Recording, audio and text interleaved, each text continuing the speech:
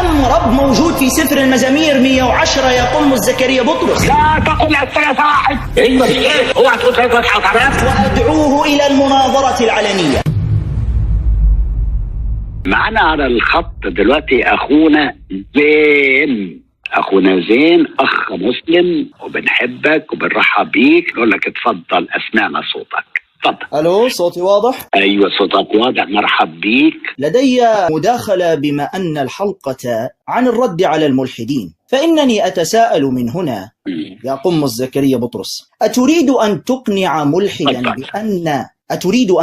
الملحد بأن خالق الكون قد صلب ومات 3 أيام؟ أتريد أن تقنع الملحد بإله جميل؟ أي إله من الثلاثة ستقنعه؟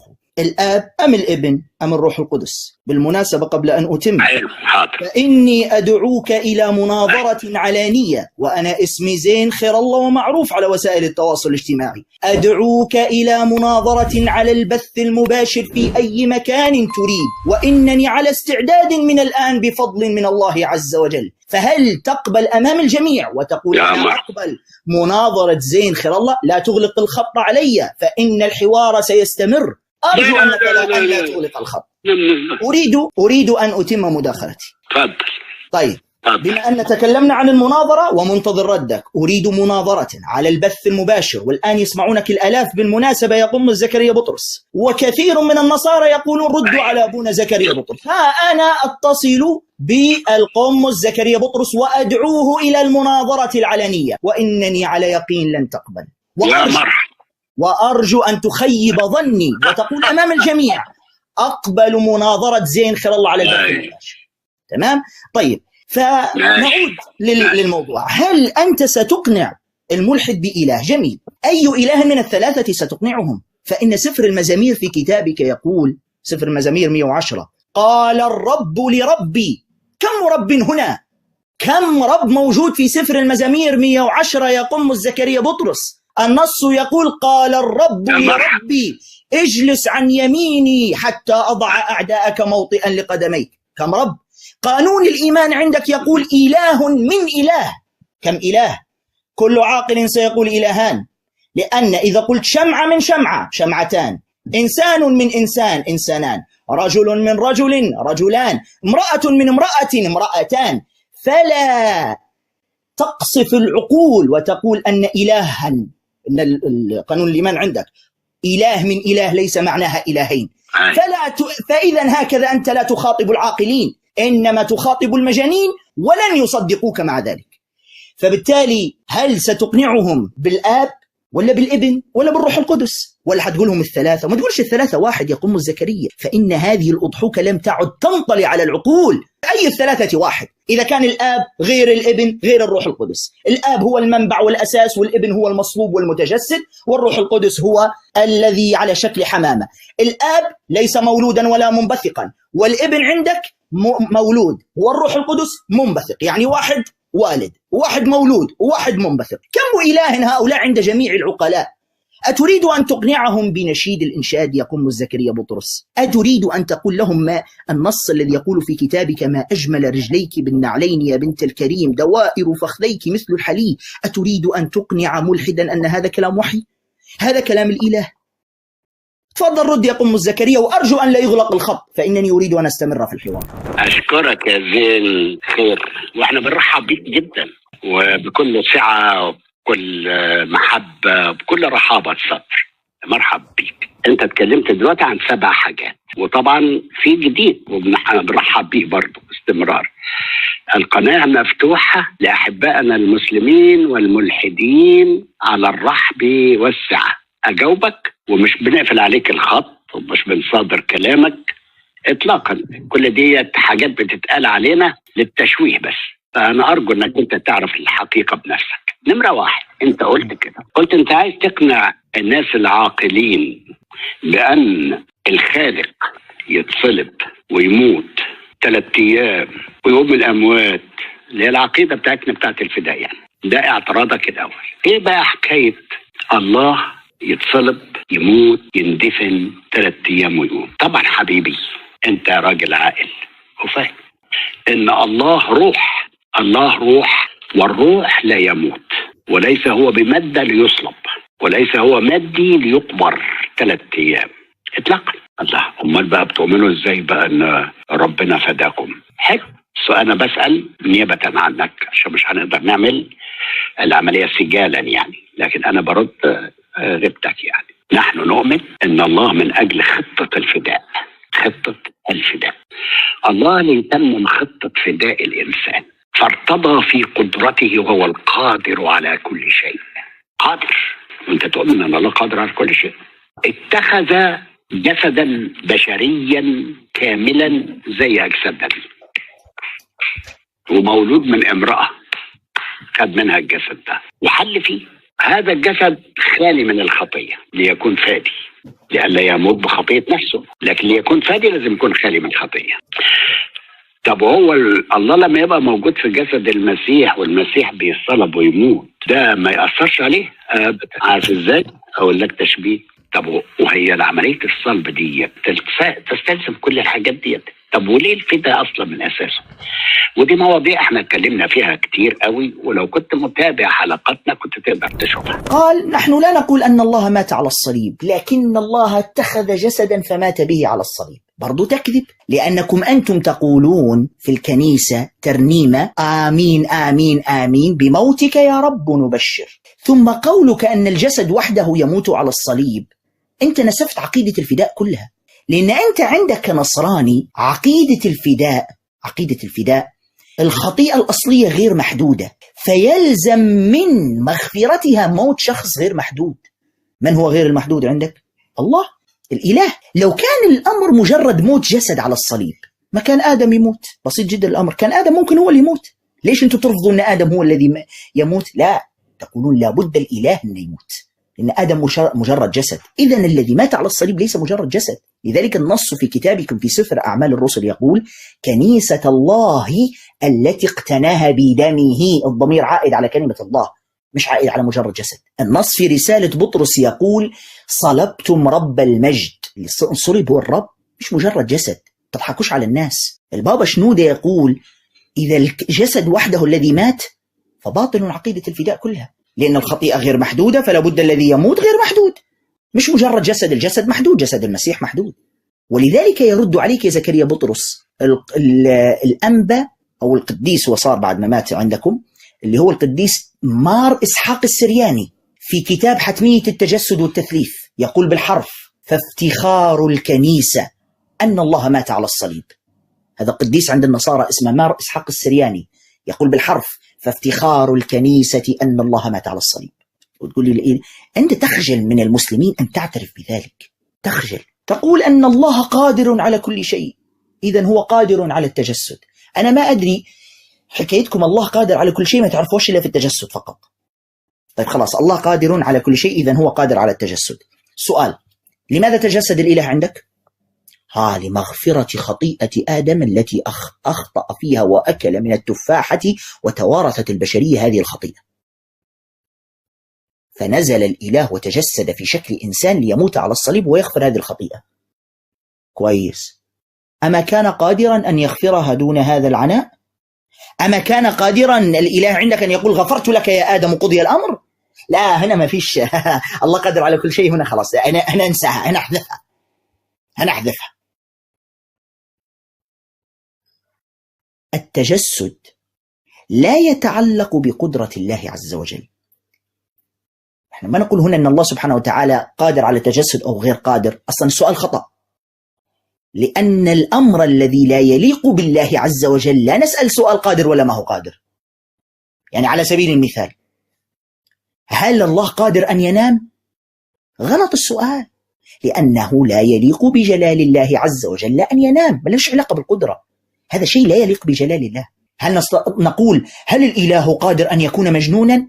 يا مجنون، السؤال غبي، لأن هذا لا يتعلق بالقدرة، إنما يتعلق هذا هل يليق بالله عز وجل أم لا.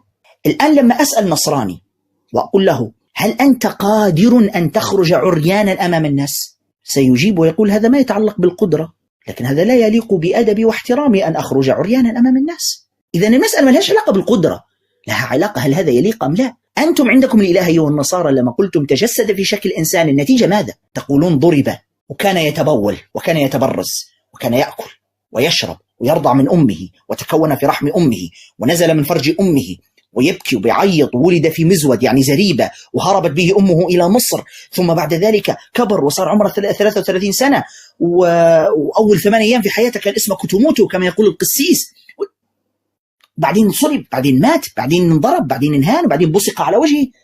هذا الإله عند النصارى هكذا. كل هالمصايب هذه كلها بسبب إيش؟ لأنهم يقولون الإله تجسد، إذن التجسد نتائجه هذه الأشياء التي ذكرناها قبل قليل. فجسد المسيح طبيعي زيه عادي، لكن ظهور الله فيه اداله هذه الكلمة. طب والله بيظهر في المادة بقى، انتوا هتخربوا ولا ايه؟ احنا مش ظهور الله في مادة اعترف به وشرحه شرحا جيدا تفصيليا الشيخ مرموق عندكم محترم، وهو الشيخ الشعراوي متولي الشعراوي. يبقى الله تجلى على خلق من خلقه ولا ما تجلاش؟ يبقى ثبت أن الله يتجلى على خلقه، ولكن المتجلى عليه أيقدر على هذا التجلي أو لا يقدر؟ إن أقدره الله وكمل. الجبل اللي هو لما تجلى له ربه إيه؟ إمداد. يبقى إذا من الممكن طبعا هي مناظرة، هو قاعد يتكلم الآن وبعدين أنا من الممكن أن يتجلى الله على، وده كلام برضو كفر. هو ربنا بيظهر في حاجات مادية؟ معقول الكلام ده؟ أيوة معقول. وهل الإسلام والقرآن يشهد لذلك؟ بالتأكيد. افتح معايا قرآنك لو موجود وياك في سورة الأعراف. وتجلى ربك للجبل فجعله دكا وخر موسى صاعقا. فيبقى إذن الله تجلى في جبل، والجبل ده مكون من إيه؟ من حجر. تجلى للجبل وشاف موسى فخر صاعقا. بعدين تكذب على الشيخ الشعراوي، تقول إن الشيخ الشعراوي يقول أن الله يتجسد في جبل. يا أخي بجاحة في الكذب. بعد ذلك أنا لم أتخيل في حياتي صراحة. أولا اطمئن، لا يوجد مسلم على مر التاريخ يقول أن الله يتجسد في إنسان أو في أي مخلوق. هذا من المصادمات العقائدية عندنا، يعني هذا الأمر يتصادم مع القرآن وعقيدة الإسلام والسنة بكل وضوح. تمام؟ طيب أنت أتيت بآية في سورة الأعراف فلما تجلى ربه للجبل جعله دكا، وأتيت بفيديو للشيخ الشعراوي يقول أن الله تجلى في الجبل. هل قال ذلك الشيخ الشعراوي؟ نعم قال ذلك. طيب هل هذا اعتراف بالتجسد؟ لا، لأن التجسد غير التجلي يا زكريا بطرس يا مدلس. تريد أن تدلس على الناس وتخلط بين التجلي والتجسد؟ تعال علمك ما معنى التجلي والفرق بينه وبين التجسد. التجسد هو اتحاد الإله بالإنسان ودخول الإله في جسد الإنسان، هذا التجسد، وهذا ما تعترف به النصرانية، ملناش دعوة، كفر وحده. بينما التجلي كما فسره العلماء، وهذا ما قصده الشيخ الشعراوي، هو ظهور جزء من نور الله. مش الله تجسد في الجبل، التجلي هو ظهور جزء من نور الله. تخيل أن هذه الآية يا زيكو ترد عليك وعلى النصارى، لأن الآية أصلها ماذا؟ موسى عليه السلام طلب رؤية الله، الله ماذا قال له؟ لن تراني. هذه أصلا نسف للتجسد، لأن إذا انتفت احتمالية الرؤية فالتجسد من باب أولى، وهذه سنأتي عليه النقطة هذه.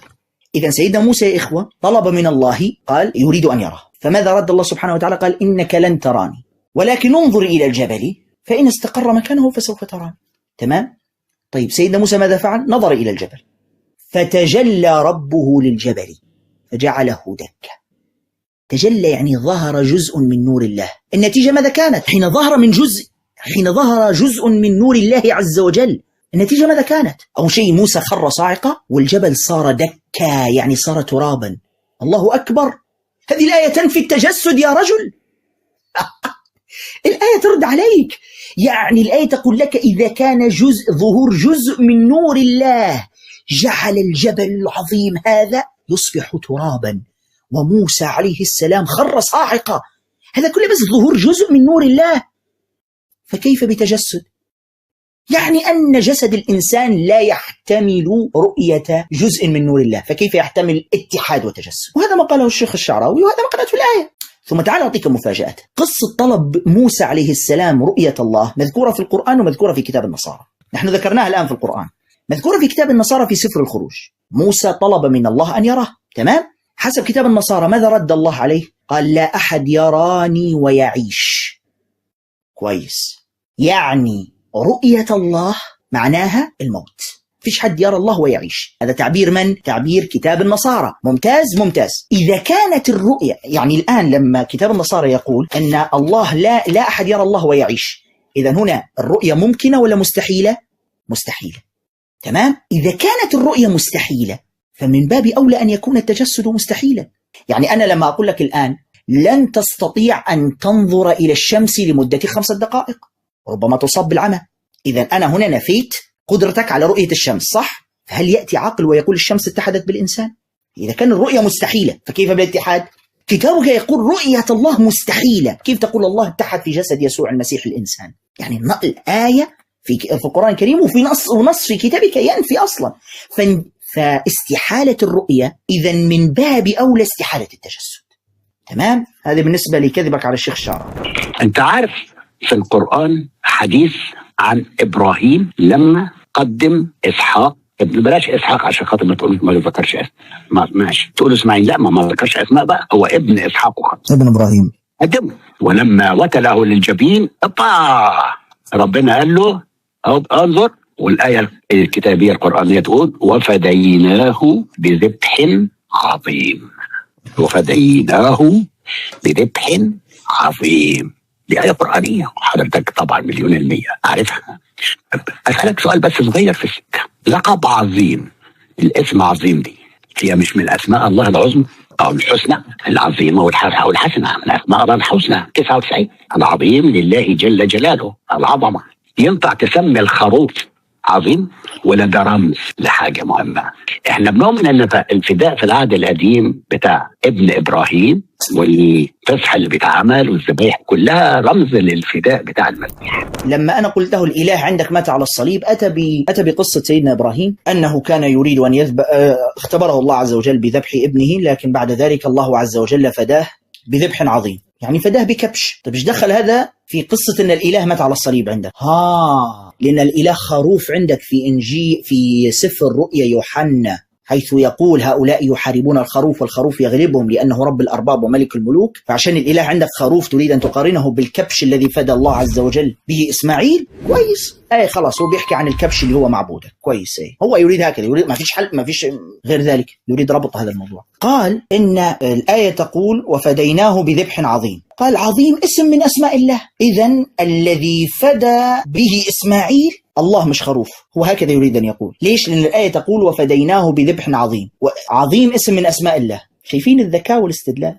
أولا نعم العظيم اسم من أسماء الله عز وجل، ولكن هل يعني ذلك أنه لا يطلق إلا على الله عز وجل؟ طبعا لا، الله حي ونحن أحياء، لكن صفة الحياء لله عز وجل غير صفتنا نحن، لكن تطلق على غير الله. يعني هو كلمة عظيم لا تطلق إلا على الله عز وجل؟ طبعا لا، تطلق حتى على المخلوقين، وهذا ما قاله القرآن الكريم. يقول الله عز وجل وما يلقاها إلا الذين صبروا وما يلقاها إلا ذو حظ عظيم.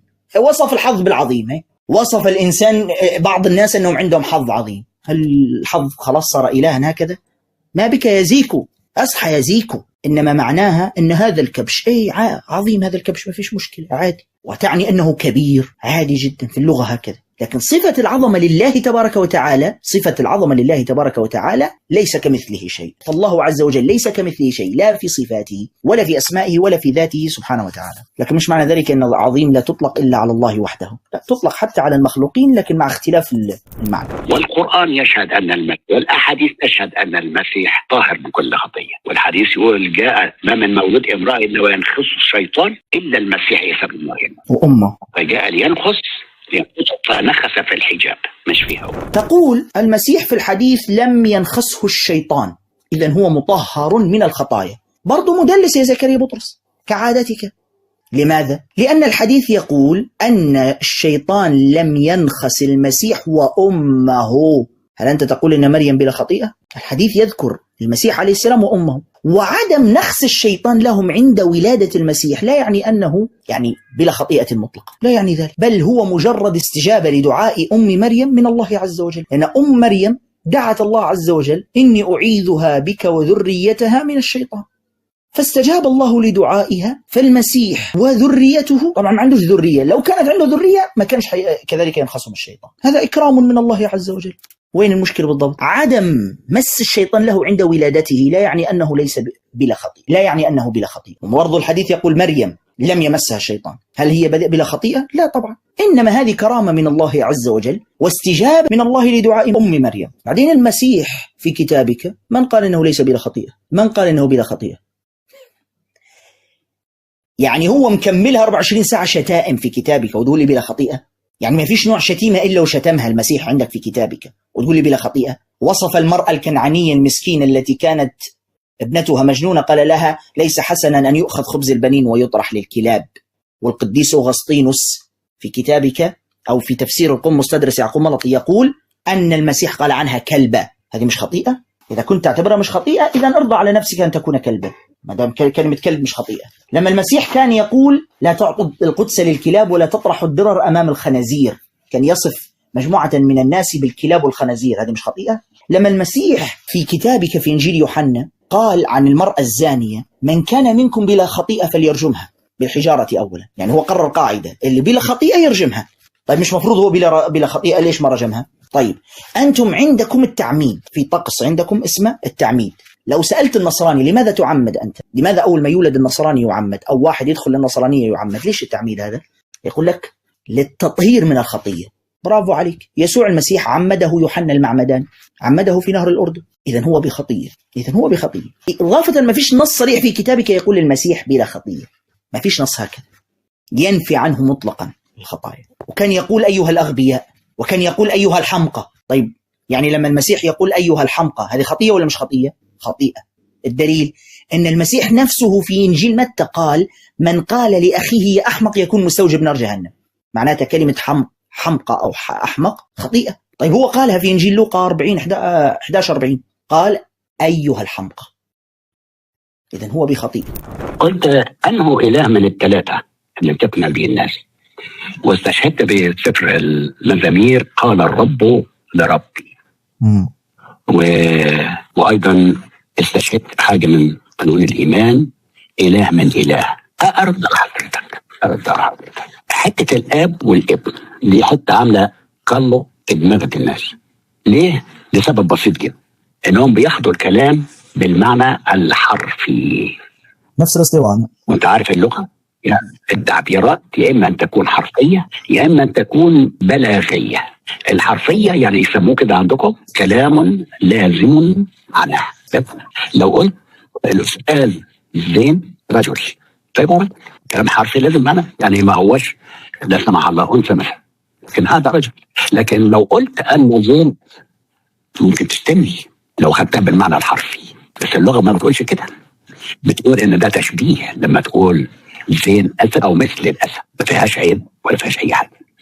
الكلام عن ربنا عندنا في اللانجوج واللغة المستخدمة ما فيش كلام حرفي. الكلام حرفي عن الله ما يتفهمش، لكن بيبقى كلام بلاغي أو بياني أو مجازي أو رمزي. دي اللغة كلها لغة، كلمات لغة يعني.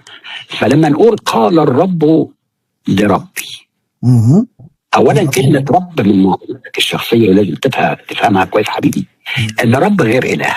معرفش أنت عندك في اللغة تفهم دي ولا ما تفهمش، لكن في اللغة الإنجليزية وفي اللغات الأخرى كلها في تمييز بين الاثنين. إزاي؟ الله في اللغة الإنجليزية مثلا اسمه God، وفي العربية الله، لكن كلمة رب مش معناها الله.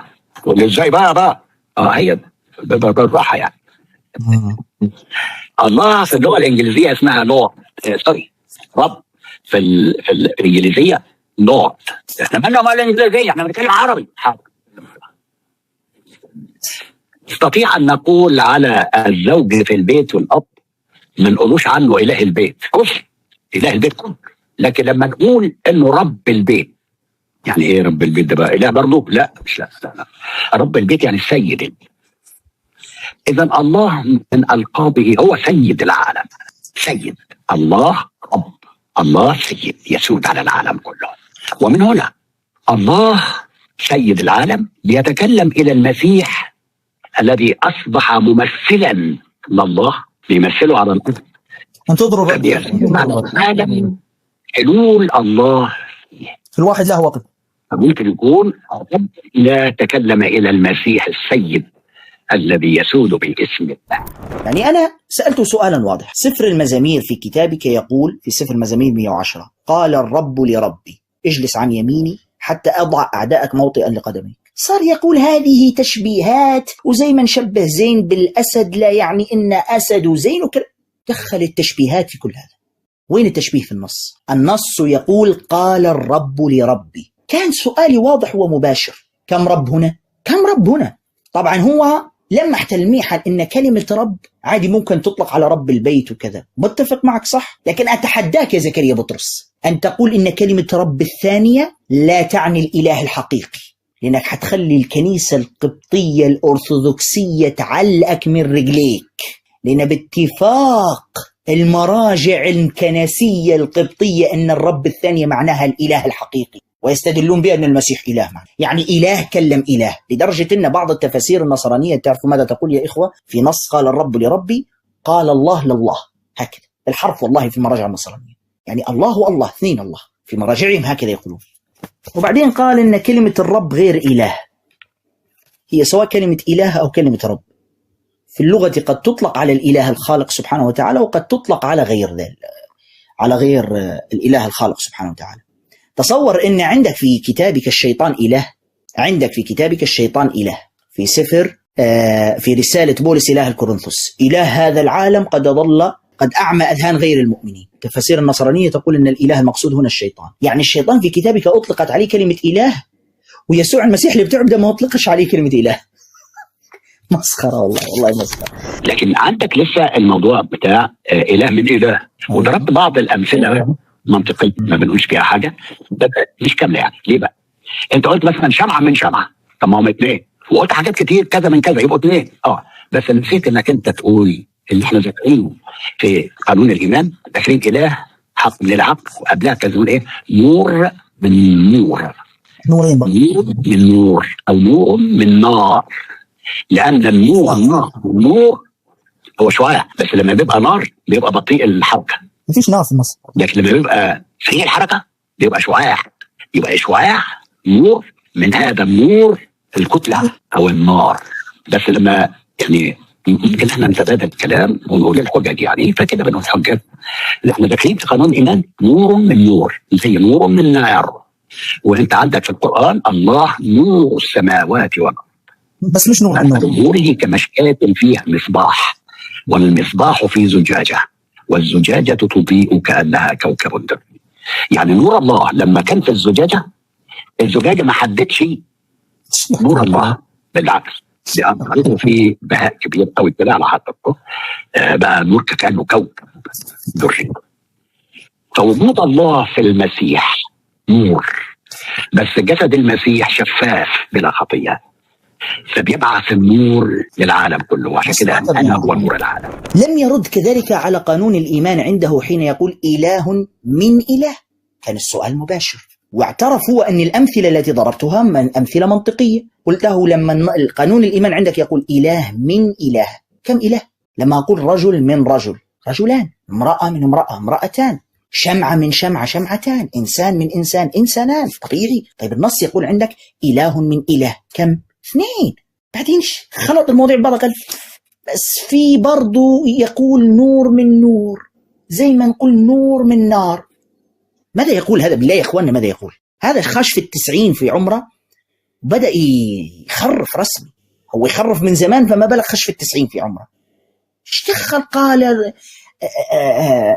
نور من نار، اشتخل النور من النار في، هو الكلام واضح جدا. قانون الإيمان عندك يقول إله من إله، كم واحد؟ يا تقول واحد يا تقول اثنين، ما عندكش حل آخر. يعني شو الفلسفة هذه كلها؟ طيب نور من نور، أي نورين، نور من نور نورين. بعدين جاب الآية في سورة النور الله نور السماوات والأرض، ماشي تمام، لكن ما قال الآية لا تقل إله من إله ولا نور من نور، قالت الله نور السماوات والأرض، ما فيش إشكال. لكن لم تقل الآية نور من نور أو إله من إله كما يقول قانون الإيمان عندك. وبعدين ضرب تشبيه، قال عادي الإله يشبه بالأسد ومش عارف، هو عنده هكذا. يعني المشكلة مش إن الإله عندك يشبه بالأسد، المصيبة إن الإله عندك في كتابك يا زكريا بطرس شبه باللبوة، واخد بالك؟ شبه باللبوة في سفر هوشع، يقول أكون لهم لبوة، كلبوة، عفوا كلبوة، النص يقول كلبوة، النص خلينا أعرض لك على الشاشة. سفر هوشع 13:8 قال لك أسد، يا ريت أتشبه بالأسد.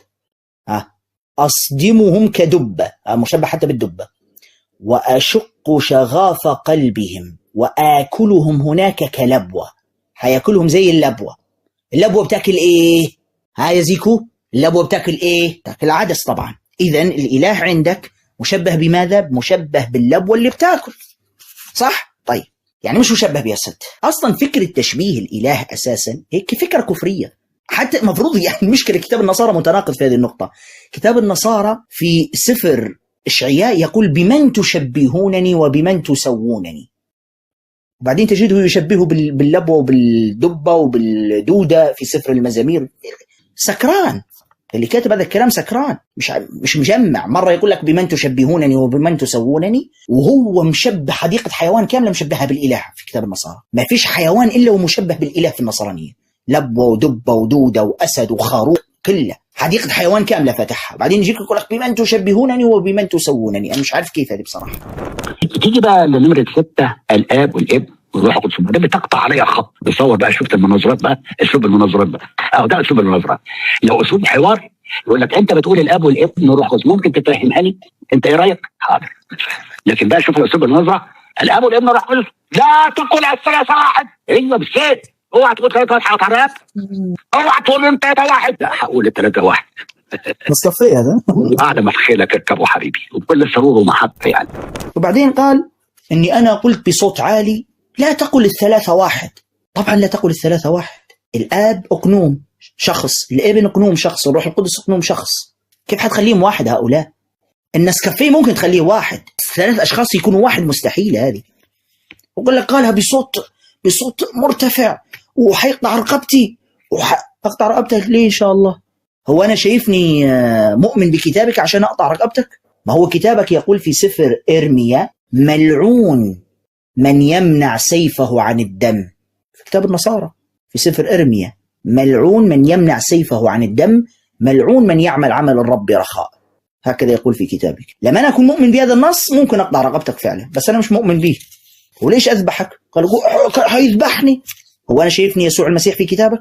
لأن يسوع المسيح يقول، حشاه طبعا سيدنا المسيح، أنا أنقل تحريفات كتابكم، في إنجيل لوقا 19:27 النص يقول أما أعدائي أولئك الذين لا يريدون أن أملك عليهم فأتوا بهم إلى هنا واذبحوهم قدامي. يقول عندك طلع بقى سورة النساء آية 171، هكرر تاني عشان تكتب. سورة النساء آية 171 اللي بتقول إنما المسيح عيسى ابن مريم رسول الله. ده جسديا رسول، احنا بنقول المسيح رسول وإنسان عادي وكل حاجة، بس سيبك من الرسول دي، عرفناها خلاص إن المسيح إنسان. بس شوف اللي جاي بقى، رسول في الله بقى، مسيح رسول الله في الله بقى، اللي هو المسيح رسول الله. وكلمته، الله ليه كلمة؟ كلمته الهاء ضمير مفرد غائب تصل يعود إلى الله. الله ليه كلمة ألقاها إلى مريم. وروح منه، روح منه الهاء ضمير ذكر تصل يعود على الله، فكأن الله موجود. والله ده الحي. اصبر شويه يا اخوه، سياتي الرد باذن الله، بس اصبر شوي. وليه كلمة كلمته ألقاها إلى مريم. قال ارجع إلى سورة النساء 171 تتكلم عن الثالوث النصراني، وأتى بقوله تعالى إنما المسيح عيسى بن مريم رسول الله وكلمته ألقاها إلى مريم وروح منه. طيب لماذا لم تقرأ الآية كاملة؟ لماذا لم تقرأ الآية كاملة؟ بداية الآية تقول يا أهل الكتاب لا تغلوا في دينكم ولا تقولوا على الله إلا الحق. هذه ما ذكرهاش. بعد تقول لا تغلوا في دينكم يعني ولا تقولوا على الله إلا الحق، يعني أنتم تقولون الباطل. هذه لم يقرأها هذه الجزئية. يظننا لا نحفظ القرآن الكريم مثل ما يفعل مع كتابه، لن تستطيع أن تدلس مع القرآن. بعد الآية تقول ولا تقولوا على الله إلا الحق إنما المسيح عيسى بن مريم رسول الله وكلمته ألقاها إلى مريم وروح منه. كمل الآية، ليش ما كملتها؟ فآمنوا بالله ورسله ولا تقولوا ثلاثة. أنت متصور أن زيكو بزرد جايب آية يقول إن هي تتكلم عن الثالوث النصراني، والآية نفسها تقول ولا تقولوا ثلاثة. يخرب بيت عقلك. الآية تقول ولا تقولوا ثلاثة، الآية ترد عليك. طيب ما معنى وكلمته ألقاها إلى مريم؟ أي أن المسيح عليه السلام خلق بكلمة من الله وهي كن فيكون دون تدخل بشري. وهذا ما وضحه الله عز وجل في سورة آل عمران حين قال إن مثل عيسى عند الله كمثل آدم خلقه من تراب ثم قال له كن فيكون. هذه معنى كلمته وألقاها إلى مريم. ألقاها أي بكلمة كن فيكون. ايش دخل هذا بالثالوث؟ هو أنت عندك الثالوث ملقى؟ الآية تقول ألقاها. خلاص قل أمام الناس أنك أنت تؤمن بالكلمة الملقى. يلا هذا مستوى المعبود بتاعك معناته أنت يا نصراني. لكن ألقاها هنا بمعنى كلمة كن فيكون. وروح منه نسبة تشريف لله، نسبة تشريف لعيسى عليه السلام أنه روح من الله. وهذا ليس في المسيح وحده، حتى آدم عليه السلام يقول الله عز وجل ونفخت فيه من روحي فقعوا له ساجدين. حتى آدم روح من الله.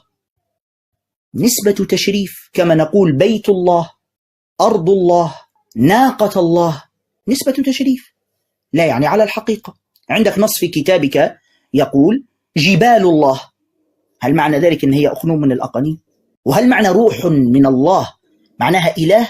عندك نص في كتابك في سفر الرؤيا يقول 7 أرواح الله. الإله عندك عنده 7 أرواح. إذا قلت إن روح الله معناها إله معناته عندك 7 آلهة.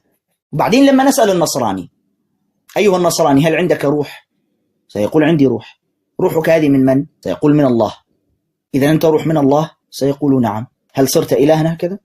وروح منه. أنت حتى روحك أنت من الله. أين الإشكال في ذلك؟ إذن حديثنا عن الثالوث آب يمثل قلب أبوة الله الودود، حي بالروح، الروح القدس، روح منه، عاقل يتمثل في الكلمة الناطقة كن فيكون، والذي ظهر في القرآن كلمة الله. طيب ثم قال وهو يشرح الثالوث أن الله الآب كائن حي ناطق بكلمته مش عارف إيش بروحه.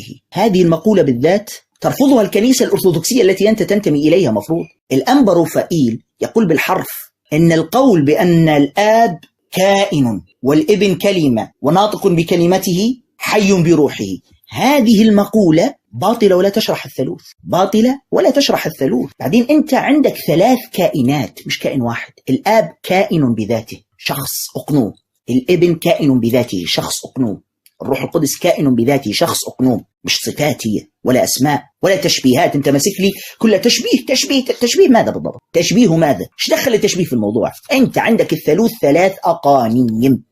ارجع إلى معنى كلمة أقنوم. أقنوم كلمة سريانية المقابل لها اليوناني هيبوستاسيوس، المقابل لها العربي شخص. يعني أنت عندك 3 أشخاص، الآب شخص والابن شخص والروح القدس شخص. 3 أشخاص تعبدهم، 3 ذوات. بتقول لي كائن بذاته حي بروحي ناطق بكلمته. شو ناطق بكلمته؟ هل أنت المسيح عندك مجرد ناطق؟ طبعا لا تكذبوا على الناس. أنت المسيح عندك كائن بذاته مش مجرد ناطق. ثم الله اللي خلق الإنسان عنده حب، هو أيضا عنده قلب محب، قلب محبة. مش ممكن يكون كائن حي عاقل وما عندوش مشاعر، لكن الله بيحب.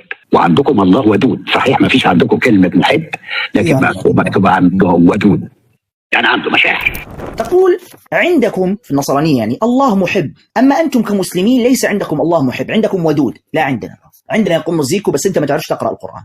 افتح سورة طه، يقول الله عز وجل وألقيت عليك محبة مني ولتصنع على عيني. وألقيت عليك محبة مني، يعني الله سبحانه وتعالى مذكور في القرآن أنه محبة. تمام؟ فبالتالي أنت راجع القرآن كويس. ونحن عندنا طبعا من أسماء الله عز وجل الودود. وقلت الودود معناه عنده مشاعر إيه ونيلة إيه غبي. طبعا غبي مش شتيمة على فكرة. عادي يسوع عندك في كتابك كان بيقول للناس يا أغبياء، إلا إذا كان هذا بيشتم. فنحن الله عندنا ولله الحمد ليس كمثله شيء وهو السميع البصير. فليس كمثله شيء لا في أسمائه ولا في صفاته ولا في ذاته سبحانه وتعالى. بعدين أنت كيف تقول الله محب عندكم؟ يا للعجب، بولس عندك في كتابك يقول بدون سفك دم لا تحدث مغفرة. بدون سفك دم لا تحدث مغفرة. تخيل الإله عند النصارى لا يغفر إلا بسفك الدم، لذلك سفك دم ابنه على الصليب. هذا إله محب هذا؟ لا يغفر الخطية إلا بسفك دم، تقول عليه محب؟ إلهك في كتابك أيها النصراني يأمر بقتل الأطفال والرضع والنساء والشيوخ الكبار. هي الأخيرة يحفظ على نشيد الأناشيد. أيوة. واخترت حتة كده دوائر فخذيكي. دوائر فخذيكي. وخدتها بالمعنى الحرفي. هي كلها حرف. أخدها تخيم وعامل رئات مدورة كده. وموضوع جمال برضه مش موضوع جمال. واخدها في التطحينة تشكيلة كده والقاع عامل رئات زي العجل بتاع العربيات. مش لا لا لا لا ما تبقاش كده. باين من كلامك انك انت اعلى من المستوى شويه. لا لا لا امال معناها ايه ده؟ تبقى معناها ايه؟ الليمبي هذا اللي يكلم فينا مش مقمص. وائل فخذيكي ارجع لمعنى كتابي درسنا مفاصل فخذيكي. مفاصل فخذيكي. مفاصل لو خليتها فخذيك ارحم يا ابني يا حبيبي. الكلام لا يؤخذ بالمعنى الحرفي والا هنقطع حاجات كثير. لكن شوف المعنى الروحي والمعنى الكيفي اللي ينطبق عليه كلام يتفهم. دوائر فخذيكي اي مفاصل فخذيكي غير مسموع لها تقطع ولا ترقع ولا شيخوخه ولا مرض. يعني مش بالمعنى الحرفي. حين قلت له هل ستقنع الملحد بأن النص الذي في كتابك ما أجمل رجليك بالنعلين يا بنت الكريم دوائر فخذيك مثل الحليب صنعة يدي صناع، هل ستقنع الملحد أيها القس زيكو بزرط أن هذا وحي من الإله؟ ماذا رد هو؟ قال ارجع للنص العبري. نصيحة مني لك، خليك في العربي أحسن لك، لأن لو رجعنا إلى النص العبري فالكارثة أكبر وأكبر. على سبيل المثال في الترجمة العربية النص في نشيد الإنشاد يقول هنالك أعطيك حبي. ارجع إلى النص العبري، الكلمة بالعبري ددي، المترجم العربي حرفها ددي يعني ثدي، يعني هي ستعطيه ثديها، بس حرفها المترجم العربي. أنا قلت لك خليك في العربي أحسن لك أرحم لك. وبعدين قال لا، دوائر فخذيك المقصود بالفخذين هنا المفاصل. أنت فصلتنا ضحك والله، أنت لو خليتها أفخاذ أرحم. السؤال ما زال قائما، أنت لم تجب على السؤال. هل خلاص دوائر مش دوائر فخذيك، دوائر مفاصلك، كويس؟ هل ستقنع الملحد أن هذا وحي إلهي؟ هل ستقنع الملحد أن هذا وحي إلهي؟ بتطلب تتحدى أن أنا هقبل أو مش هقبل مناظرة علنية مع حضرتك. ليه بتتحدى وليه بتقترح أن ده أنا مش هقبل؟ يعني ليه؟ مش عارف. يعني إحنا عندنا قوية أكثر من أو قربت عن 25 سنة بنتكلم الخلية اللي هيخليني أرفض. هو بس أنا برفض أسلوب المناظرة، لكن بقبل بدأت حاجة اسمها الحوار. الحوار فيه ليه؟ لأن الحوار بناخده ودنا مفتوحة عشان نسمع بعض وفكرنا حاضر عشان خاطر نقيم كلام بعض. فلو تقبل الحوار بكل سرور، أمانة عندي من أن أنا أسعد بمناقشتك وحوارك المنطقي والهادي لسعادة كل فرح. قلت أنك ترفض المناظرة، ولكن لا بأس أن تقبل بالحوار. سميها مناظرة، سميه حوار، سميه بطيخ، سميه أي كان، لكن لن تجرؤ، وأنا قلت هذا الكلام وأكرره، لن تجرؤ على الحوار المتبادل. خلاص أنا موافق أحاورك، لكل واحد مثلا 5 دقائق أو 10 دقائق، أرد عليك وترد علي. هل تجرؤ؟ والله لن تجرؤ. انظر الآن أغلقت الخط مباشرة. أنت حدك أنك أنت ترد في مداخلة واحدة بعدين تغلق الخط لعند الأسبوع الجاي. خلاص الناس يكونوا نسيوا الحوار ومش عارفين ماذا قلنا في الحوار وكذا. المفروض الآن الحوار يكون متبادلا، لكنك لم تقبل ولن تقبل بذلك لأنك تعلم أنك تكذب، لأنك تعلم أنك تكذب. بشكرك إنك كنت عشان أنا أقول الحاجات دي كلها. لا حاليا أنا بشكرك إنك أنت سمحت لي فرصة إن أنا أقول الحاجات دي كلها اللي عندي، وأنا برحب بيك تشرفني المرة الجاية إن شاء الله، لأن النهاردة أنا خلص وقتي وعديت الموعد. لقد قال هو والجميع سمع، لقد قال لن نفصل عليك الخط. ومش بنقفل عليك الخط ومش بنصادر كلامك، اطلاقا. كل دي حاجات بتتقال علينا للتشويه بس. وسنتيح لك الفرصة. والجميع سمع هذه الكلمة، أليس كذلك أيها الإخوة؟ وإذ بنا نفاجأ أن أبوهم زكريا بطرس هرب، تكلم تقريبا نصف ساعة أو أكثر. يعني قال تعال المرة الجاية. كيف تعال المرة الجاية؟ المفروض هذا حوار، الحوار يكون متبادلا. قلت مداخلتي ثم تركتك تتكلم، مفروض الآن أنا أرد عليك، وهذا ما كنت متأكدا منه. قلت له لا تفصل الخط، وقال لن نفصل الخط، وقد فصل الخط بالفعل كما رأيتم جميعا. هكذا تكون انتهت المناظرة، الحمد لله رب العالمين. وقد هرب القمص زكريا بطرس ولم يستطع إكمال الحوار كعادته، الحمد لله رب العالمين.